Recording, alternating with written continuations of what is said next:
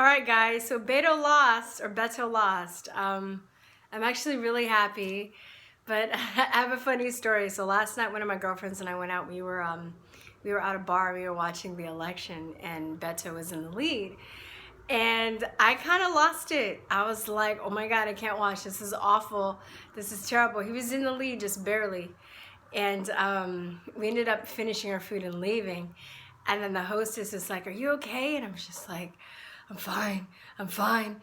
And then she was like, well, you know, were you watching the race? It looks like Texas is doing okay. I'm like, no, it's not. She was like, but Beto's in the lead. I'm like, I can't stand that motherfucker. I can't stand his ass. And she was like, what?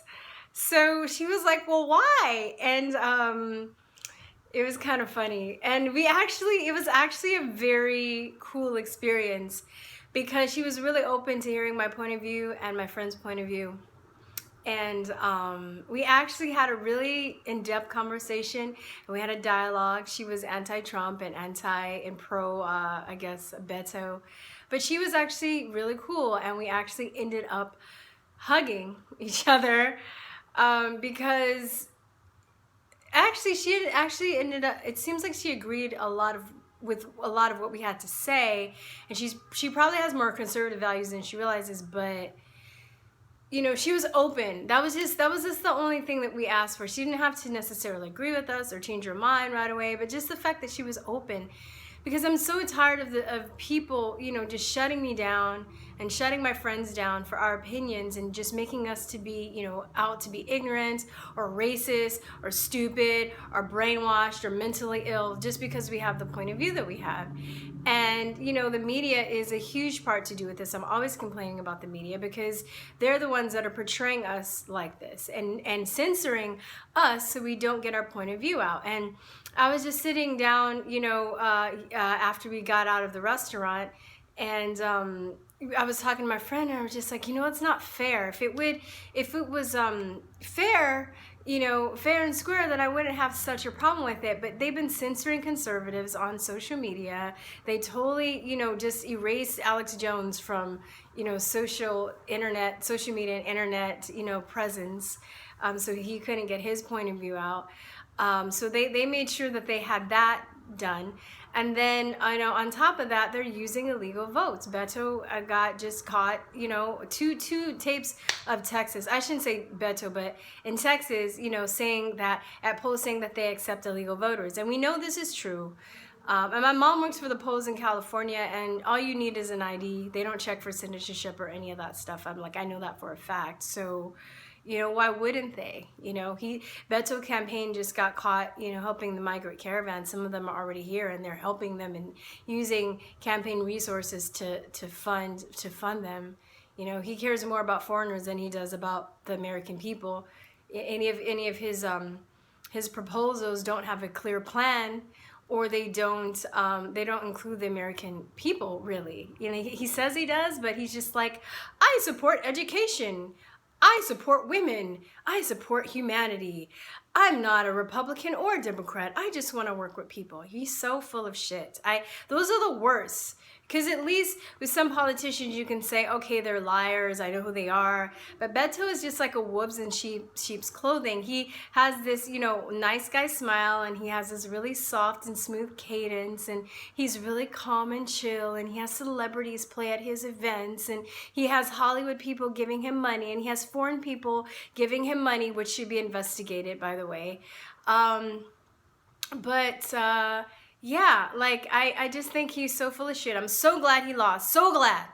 Okay? If he had won, I would have been mad, honestly. But I probably would have been mad for like a day or two and then just gotten over it. Because also, like I told this guy that I picked up today that was depressed about Beto, and he gets in, I lifted him, he gets in, he's all like sad and stuff. And I saw the Beto sign in front of his house, so I just had this big smile on my face. I was trying not to laugh.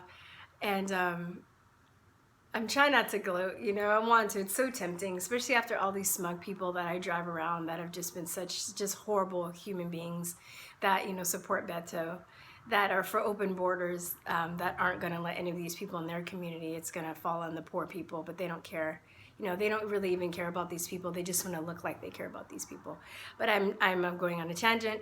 So I pick up this guy, and he's like all depressed. And I was like, what's going on? How are you doing? He's like, terrible. And I was like, well, why? And he was just like, you know. I was like, no, what happened? He's like, you know, the disappointment. I was like, what disappointment? He's like, Beto lost. And I was like, what? I didn't laugh in his face. I just kept it cool. And then I was like, oh, okay. You know, and I didn't say anything else. And then when I dropped him off, I thought about it, and I dropped him off. I was like, look, dude, I was like, I didn't vote for Beto, but I just want you to know that candidates aren't whatever candidate that you vote for, it's not a determining factor of what's going to happen in this country. You should focus on policy, focus on trying to change the things in the world that you want to see changed. Not everything is going to be changed by through politics, and not everything is going to be changed by your candidate winning or losing. You still have to remain vigilant, and you still have to, you know, to me, the biggest determining factor, I can't think of the word, the biggest way that you can change people's mind is through their consciousness, is affecting their consciousness. This is why it's so hard, or it's so imperative to reach the young people, to reach the education system, because this is where the Democrats are getting most of their people, right? They brainwash them through their education system and through culture and media. You know, they have a hold on academia and culture. And this is where we have to get into if we really want to affect the upcoming generation. So I was basically just telling him that. That goes for anybody that lost, you know. I had some people, some of my friends, their states won big, and then some of my friends, their states lost. So I know they're hurting. And even that guy, even though I can't stand Beto, that guy that I picked up, I believe that he's a good person, and he probably voted for Beto because he thought he had good intentions, right? So, and I've been there. My candidate has lost, and it sucks, you know. So I didn't rub it in his face, even though it was very tempting. He was very nice too. So if he wasn't so nice, then I would have rubbed it in his face. But he was a nice guy. So, you know, remember that. Remember that it's not the end of the world. I think the midterms went really well. Or pretty well. There's part of me that is thinking that maybe it is a good thing that the Democrats didn't lose a house, because there will probably be riots. At least they're appeased a little bit. Hopefully they're not going to lose their mind and go ballistic. But I still think it was more of a red wave than expected. We have more Republican senators. They're more. We have the Senate. Republican governors, we have the Senate, and we actually had more seats in the House, even though we don't have the House, or I shouldn't say we Republicans don't have the House. We have more seats in the House than expected, I guess, according to projections. So it really wasn't a blue wave at all.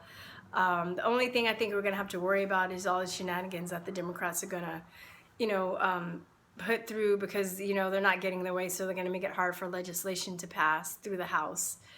But, you know, it's so I think both sides were kind of appeased in different ways. Another thing is that Beto should be under investigation, because there's no way that this race was this close in actuality. There's no way. He has illegal voting, I'm sure of it. Maybe even dead people voting. I'm sure illegals for sure, because that's who he was pandering to. His website had a Spanish and English option. So it's like, if you're for Americans, why does your website have a Spanish and English option? Why are you always talking about undocumented aliens? Why are you for open borders? Why are you for abolishing ICE? You definitely are pandering to that community. Not only that, there's a video of his campaign saying that he's helped them. So I hope that this doesn't go under the rug, just even though he lost. You know, I know he's not asking for a recount because he's going to get caught. So I hope that there's investigation there's an investigation that's going to be set up, into his shenanigans and his campaign shenanigans. They're probably prepping him for a presidential run, which I hope he doesn't make it that far, because obviously he's sinister in his methods and he should be caught. And I'm sure that this happened in other states too. I honestly would say that a lot of the races were close enough that I wouldn't be surprised if there was a recount on all the races, that the Republicans would probably take the House, so and the Senate. So anyway, those are my thoughts. I'm very grateful, I must say, that we still have Texas. And but if we don't get this illegal situation, this illegal voting situation under control, well, like, we're gonna lose Texas. So anyway, just be grateful. I'm trying not to gloat. Comfort your friends who lost in their states. They need it right now. And I guess that's it. All right, guys. Peace, juice, and love. Bye. Mwah.